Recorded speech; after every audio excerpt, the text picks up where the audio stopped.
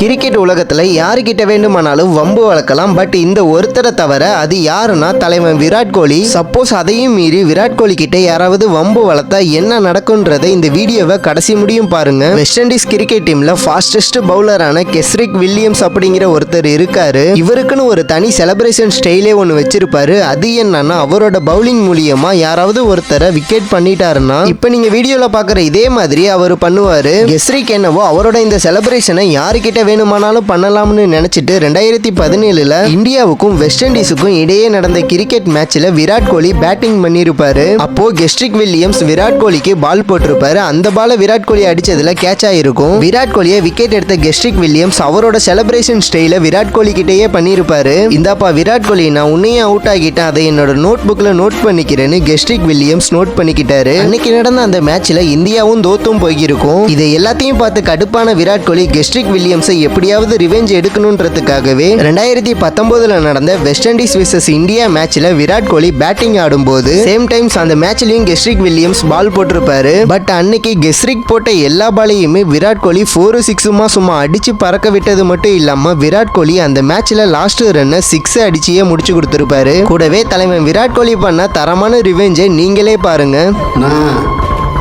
இவனுக்கு மாதிரி paper rowdy நான் இல்லைன்னு உங்களுக்கு நல்லா தெரியும். உங்களுக்கு விராட் கோலியை பிடிக்கும்னா மட்டும் இந்த வீடியோவுக்கு ஒரு லைக் பண்ணிட்டு கமெண்ட்ல சொல்லுங்க. அதே மாதிரி ஐபிஎல் மேட்ச்ல ஆர்சிபி கப் வின் பண்ணிடும்னு நினைக்கிறவங்க மட்டும் நம்ம சேனலை ஒரு சப்ஸ்கிரைப் பண்ணிடுங்க.